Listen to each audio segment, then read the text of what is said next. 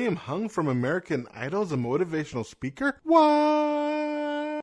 Welcome to the Joyous Expansion Podcast. I'm your host, Brett Dupree, scouring the globe to bring you stories of courage, passion, and resilience. If I could sum up this podcast into one word, I would use empathy. Now let's get inspired. Welcome to the Joyous Expansion Podcast. I am your host once again, Brett Dupree, here for episode 52. Wow. Time keeps on ticking into the future. As I am now at 52, that is a year worth of episodes. Today I talked to someone famous. By far my most famous guest. Holy crap, William freaking Hung. You know, in 2004, when I watched William Hung and enjoyed his time on American Idol, honestly, I didn't really like that show. My friends watched it, and I did see the episode with William Hung, and I remember that, and I'm like, yeah, this guy's pretty cool. I like him. He didn't cry like a baby like everyone else did. I hated American Idol for the reason of you have these three people who are amazing at this field. They would tell people, you're not good enough now, but if you do this, this, and this, and this, and this, come back next year and you have a chance. And then they'd yell at them and go away screaming. And I was like, you just had advice people would pay thousands of dollars for in an opportunity to get, amazing advice from people that you most likely wouldn't have been able to get in front of. And they told you that you have the talent. You just need to work on some things. These are what you need to work on. And then they get all upset and crying. I mean, of course, they're the joke people, but it's just, for me, I found that just annoying of watching people get upset over and over and over again. It's one reason why I liked So You Think You Can Dance better, because the people who got rejected were generally very thankful just for the opportunity. Maybe because they're just used to getting rejected as being dancers, but I just like that better. And so when William got up there and did what he did and then acted gracious and, was like, I just like singing and having a good time. And they're like, all right, there's nothing they could say. And then afterwards they showed it and then he blew up and yeah. So, but this is not the part where I talk about William Hung. But at the same time, I was saying in 2004, if you can tell me 15 years later that you'd not only meet William Hung, but I would have a quote unquote type radio show and William Hung would be one of my guests, I would have said, what? Anyways, this is the part where I'm vulnerable because how can I expect my guest to be vulnerable if I am not vulnerable myself? So I'm going to talk about my life and what's going on. Today was the first day of something I'm doing called the HMR diet. It's a diet plan where to take away thought, I have to eat 5 servings of vegetables, 2 of their pre-made food, as well as 3 shakes. And so I'm giving it a shot. It's through my work, so I get a discount of 20%. If I stick to it, my food budget will probably go down to a third because I just go out to eat almost every freaking day and spend like $50-something a month on a day on food. And I probably will go out less and spend less money on fun time because a lot of time when I go out because of food-related reasons or alcohol or something like that. So this is actually going to save me money, just showing how much I spend. But the reason why I started is because I started my weight loss goal and it wasn't going well. I was like, there's no more excuses. This is what I'm going to do. And then I made excuses and then I just didn't continue. And in my first month, I lost all the weight I gained, gained all the weight I lost and just pretty much started over again. And I just need to break this habit. It's something I've been going on for a year now. And honestly speaking, all I've been is 400 to 420 for a while now. Last year, it's probably around 390 to 410, and that just got up. I'm like, I need to do something different.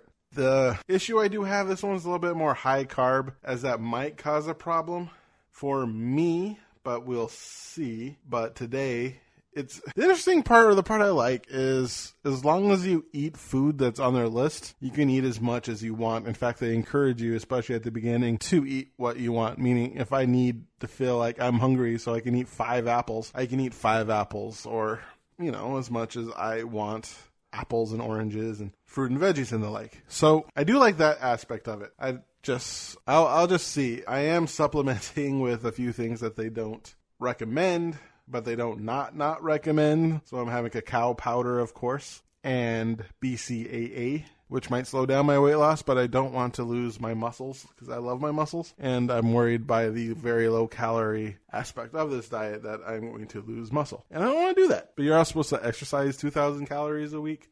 So that's like 300 calories a day about. But, I'm going to give it a shot. How can I do more damage to my body than I already have, in a way?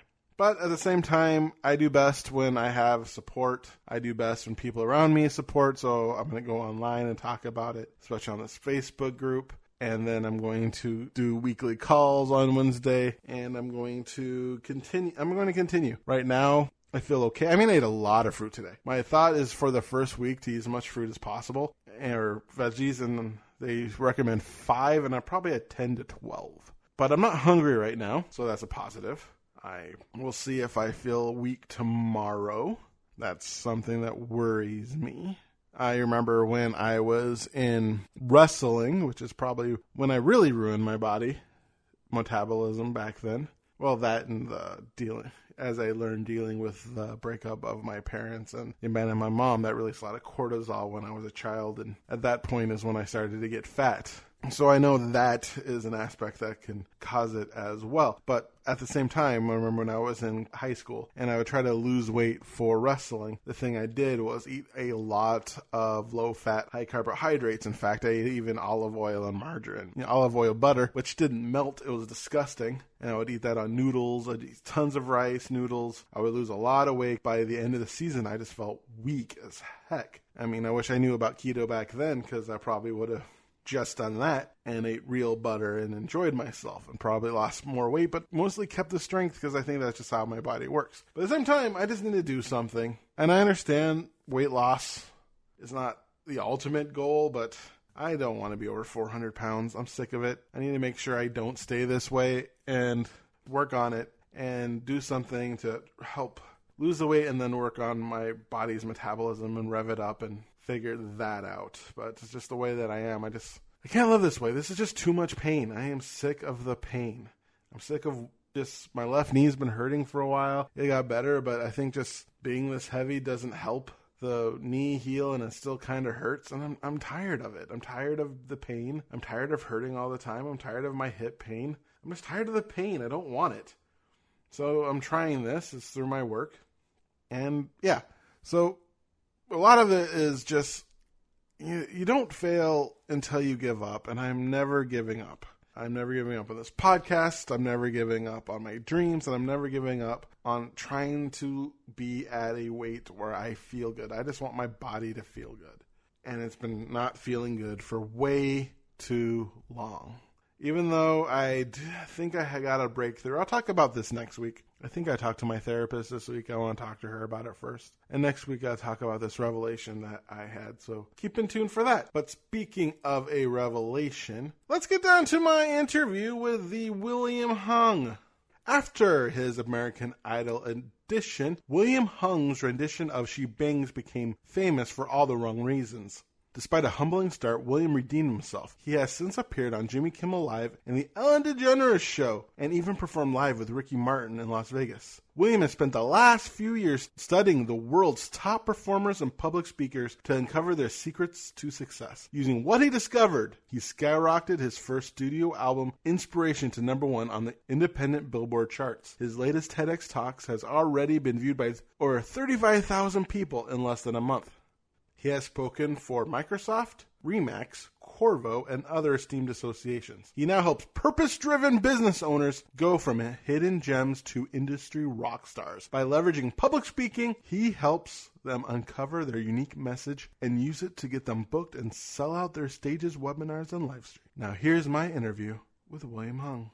Hello, William, and welcome to my podcast. Thank you. How are you doing this fine day? Oh, I'm excited to help your listeners to think about their planning for 2020 and right now how they can find more joy in their lives. Those are some great things. Yeah, everybody wants to be happy. I certainly do myself. Tell the listeners your story. I believe last I saw you, you were on American Idol. Yeah, well, that's where most people know me from. So I auditioned for American Idol back in 2004, and I didn't expect anything.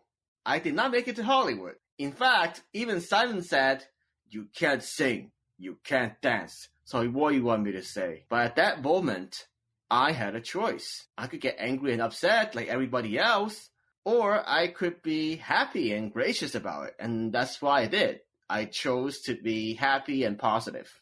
That seemed like a very good choice at the time because it was so much different than all the other American Idol people that they showed. And it seemed to actually kind of connect with the audience back then. Yeah, I mean, it was unbelievable response because, yeah, like you said, for some reason, most people get really upset when they get the bad news that they didn't make it to Hollywood. So I'm curious, what was it like back then writing that 15 minutes of fame that you received? Well, I didn't know what to expect or how to navigate. It's more like just one day at a time. But so many crazy things happened, but a lot of it were the good things. I got a record contract. I got so many opportunities to do commercials, travel and perform all over the world. I really was living the dream life for about 4 years. So what was it like after those 4 years was over? The way I know that things slowed down was I got fewer opportunities. I didn't get paid as much to show up to the similar locations and similar events. And that's when I thought that I needed to go back to school and finish school, get a stable job. And that's where I've been for the last 8 years.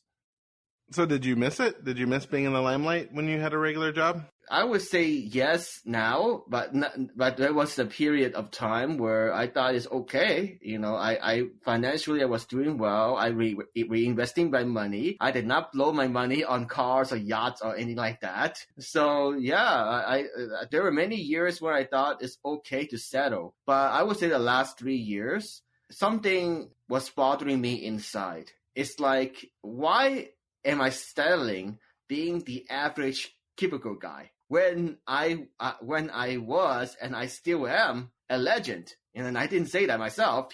That's what people tell me. It's like, why would I settle being for being the average guy? I mean, I have a choice. I could, but why would I want to do that? It doesn't feel right. I only got one life to live. Makes sense. Life is all about choices. For instance, you could have chose to be bitter and you would have just been another person on American Idol. And your choice of being kind of joyful, kind of just connected with people. And then now you're making a different choice to push your life forward. Does that sound correct? Yeah. What are you doing to bring more joy into people's lives? It sounds like what you want to do. Well, I like to help out in the different events around my local area or state. I would say the particular thing I feel very passionate about is helping people with speaking, helping people find their voice. Yes, that's very important. A lot of people have a lot of great things to say. Yeah, and it's getting harder and harder to be heard. And that's the thing that I struggle with every single day. I still struggle with it to some extent. I'm not immune to it. It's not like post something and just because I'm the American Idol guy, 100,000 people like me. It doesn't work that way anymore. So what is it like now? Well, one of the recent posts, like the Aristotle quote I put on Facebook, that quote is really worth sharing. So he said the wise words. He said, the only way that you can avoid criticism is to say nothing, hear nothing, and do nothing, and be nothing. That particular quote got me over 12,000 views with over 50 shares already. Just that one quote. So yeah. People really resonate with that one. Think about your life and what do you want to express? How do you want to articulate it? So when it comes to helping people speak, I know that you coach people in speaking? Yes. Do you have any doubts in your ability to do so? I don't have doubts in terms of my ability to convince and influence people. I mean, let's face it, nobody's perfect. You know, it's not like I'm suddenly the superhuman. I get everybody to say yes, nobody ever says no. No, that's not what I'm saying. But at the same time, I trust that every time I get the opportunity to speak nowadays, I will be able to maximize my impact. And how do you go about maximizing your impact when it comes to speaking? The interesting thing is that it's not just about your story anymore. Unfortunately, the days for getting on stage with that crazy story, let's say you climb Mount Everest on a pogo stick, is over.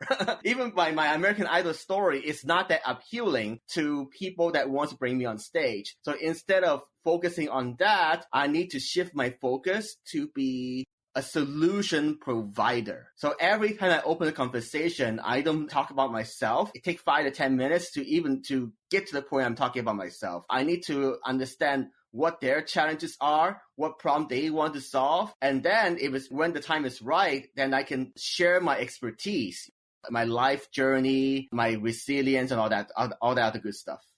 Cool. So what do you mean by solution finder? Let's say I had a phone call recently with somebody. The way I opened the conversation was, what problem are you trying to solve by hosting that event next year? And then she told me everything that I needed to know about the membership disconnect. So the event that I was discussing was Toastmasters District Conference for next year. And then what I learned by asking questions was that a lot of the members, they are struggling with the new education program, and therefore people who are leaving, we have problems with member retention. So by listening to that, I can figure out, okay, now I can offer my solution, my speaking program, wherever you have in mind to that person on the other side of the phone. And then, that makes sense. That's how you have to connect the dots in order to earn the opportunity to get on stage.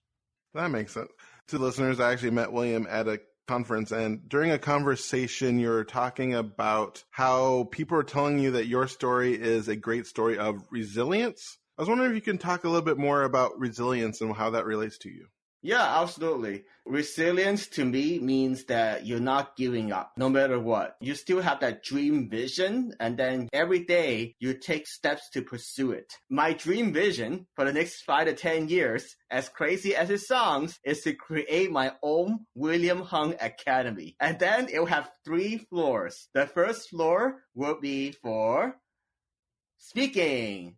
The second floor will be for entertainment. And then the third floor could be gaming. I'm not sure exactly how that would lay out, but I have a picture. It would look like a pagoda from the Confucius. So yeah, I'm working towards that, creating that. That sounds like a lot of fun. So how does resilience how does it really look in your life? Was there a time when you thought about giving up? Of course. I mean, I'm also human. I went through difficult times. So a couple of things that I mentioned in my new book, Championed by Choice, was when I went through 2 divorces. Especially after the second divorce, that's when I wanted to kind of give up. I mean, not give up in like, ending my life or anything like that, but just kind of like coasting along. There was a 6-month period where I didn't want to do anything else. I was just like clock in, clock out, spend my time playing video games, watching football games, wasting my life. Sounds like you had a little bite of depression there. Yeah. And unfortunately, the way I got out of it was one of my friends woke me up. She set me straight towards the beginning of 2017. And she told me, I really admire you. You were so great. What happened to you? And that really was a wake up call. It's always good to surround yourself with quality people who are willing to call you out when you're not living up to your true potential. Right. So do you work hard in surrounding yourself with good people? That's actually one of the most important priorities in my life. The days of me showing up at random events, networking events are over. I'm now very intentional with every single event that I go to. Nice. What's your main intention when you look for an event to go to? Obviously, I want to continue to build my network, but there's also other things in like factors. Since my passion is speaking, I would like to go to events where I'm either learning how to speak more effectively, like the Rock Your Talk workshop from Kristen Thompson, or some event where I'm speaking and then I could network afterwards. I could build connections, talk to other CEOs, sales directors, and so forth. So how did you discover your love of speaking?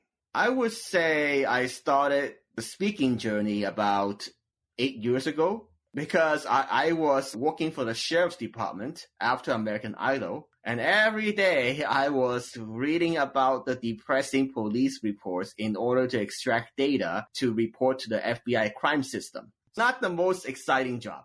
After work, I needed something fun. And I saw a poster for actually online, not poster, but online promotion, and it says Toastmasters. So I thought, wow, okay, that sounds like fun. Maybe I can find that performing spirit within me again. Maybe I can just go do some speaking karaoke.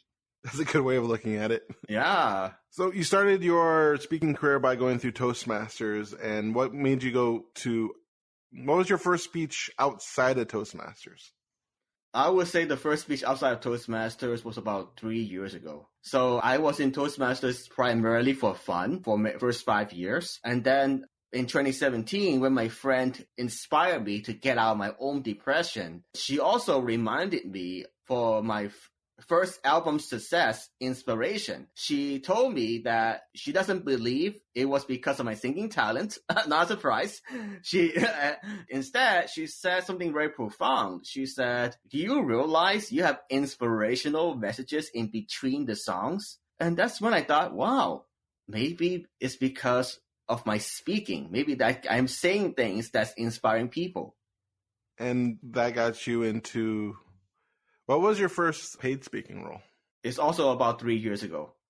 How was that, the first time getting up there and being paid for your actual inspirational message? It was very nerve-wracking.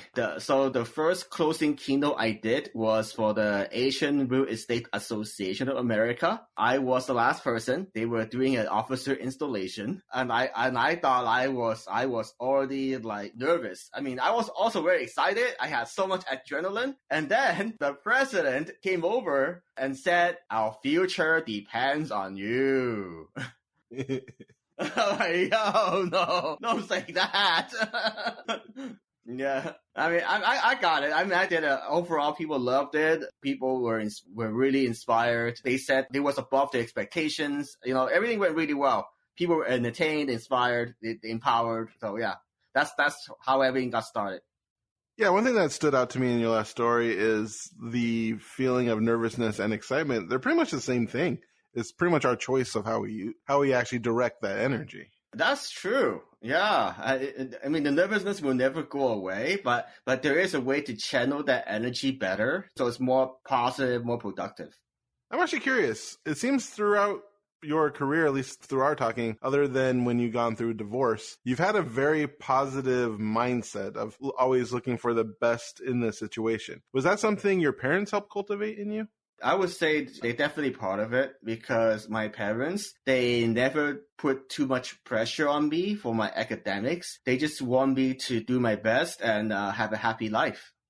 That sounds very nice. Yeah, it's not something to be taken for granted because a lot of the Asian parents, they're very demanding. If you don't get rank 1 in your test in Hong Kong, they could beat you up. Yeah, I wouldn't want that. Yeah. So you're going through your speaking, and what made you decide to actually want to help people with their speaking, help people get paid for their speaking and get their message out there? I feel that in order to live my life to the fullest, I need to do something to help other people, serving other people. There is something about helping and serving other people that brings me joy. It's not for money, you know. Yeah, I mean, of course, we need to have a reasonable business and make a living. Primary motivation is not money. My primary motivation is to see other people do a great job sharing their wonderful ideas, whether it's, you know, plant-based diets, whether it's very unique art forms in Japan. I want them to get their message out there, get the story out there, because they're so much happier. They smile. I smile. Everybody smiles. So I'm curious, when it comes to helping people, especially at first, do you have this feeling of what's called the fraud factor? This idea is, who am I to help other people? What do I know? Well, I still do to this day. It's because I'm not the most successful professional speaker ever. I cannot compare myself to someone like Anthony Robbins, but at the same time, I still learned a lot from this 3-year speaking journey that a lot of other people can benefit from. So no, I think now when I put things in the right perspective, I feel much better. So do you have any fun success stories from working with people that you've helped? Yeah, so the biggest success story so far is how one of my clients, she got accepted to do a TEDx talk in November. Oh, that's exciting. Yeah, I know. And it only took about 6 pitches to local TEDx events. It all happened in less than a month. And then now it's, the long process, preparing her talk, make it as best as possible. But yeah, this is great win. So what does working with you look like if someone were to, hey, William, will you help me with my speech? What would be the first way you'd start working with them? The way I approach it is still more like the spirit of Toastmasters. I have a very clear idea now in terms of what I need to ask for, charge people for, and what I can give for free. So I would say that, for example, if it's some newer member, they want to do the best job possible with their icebreaker, I say, yeah, 100% yes. And the way I work efficiently with them is that, okay, you put in the work, you write a draft for me, and then I give you feedback. Because that's quick, right? Because they already put in most of the work, and I only need about 10 to 15 minutes to go through their speech and give them some pointers. But in terms of the longer commitment programs, it's not just one speech. It's going to be an actual result. And like you mentioned, my ideal client is someone that wants to get out of Toastmasters or local events. They want to speak for the next level and maybe the annual events from associations. What main advice would you give someone who'd want to go to the next level, other than, of course, hiring you? And yeah, of course. So there are 3 important things that the listeners can do. Time-saving tips. Number 1 is to create just one good speech. It takes about, I would say, 30 days to really get everything together. One system, I have no problem supporting this system, is the Rock Your Talk structure from Kristen Thompson. Hers is pretty good, but there's also other good ones out there, like Kendra Hall, Stories That Stick. You could also look at Patricia Fripp. So there's a lot of good structures. Pick one. Don't go crazy. Don't try to mini, miny, mo. Pick one good talk. And then pick up the phone. Call a few associations, organizations, Rotaries, whatever. Pick a good event, do a couple of those, get some videos of you speaking. So that's number 2, videos of you speaking. And number 3, you need the video testimonials from decision makers, not just from the general audience, but from CEOs, from presidents, from vice president of sales, people that matter, people that could write you a check. So those are the 3 steps. I can see how hiring a coach could really help you with those 3 steps. Yeah. Have you had a coach? Yes. What would you say the main benefits to hiring a coach is? The main benefit for hiring a coach is that you spend less time making expensive mistakes and you get to your final destination faster. That's awesome. Yeah, a lot less. Like the things I just shared with you and the listeners, those are things that's not in the book. You won't find in any manual anywhere. I learned it from experience, but I know for sure because when I talk to hundreds of decision makers, they always look for those things. So what was your most expensive mistake? The most expensive mistake was during my very first phone call with the CEO of the association. And I introduced myself. I tried to tell him my cool story about American Idol. And then he just hung up on me. Not interested. Thank you. Oh, wow. That must have been harsh. Yeah, that's why I shared earlier. It's very important to open with something that's not about yourself. It's about them. So I'm curious, how do you deal with rejection? Learn something from it each time so that you're less likely to lose the deal for the same reason next time. Learn something from it, right? It's either learn or win, but learn something from each one. So what's your favorite part about being a coach and helping people through their speaking? The favorite part is helping them. I'm happy when I see someone make a big breakthrough. The lady that I work with that got the TEDx talk is obviously the big breakthrough, but not everybody will get the same breakthrough. It's not typical. There's definitely some chance involved, right? But even for one of the mentees that I work with, she finally gave her first speech in Toastmasters, and people say it was masterful. It was the best thing they ever heard. That to me is validating, and that makes me happy. Yeah, it is super fun watching people succeed. Yeah.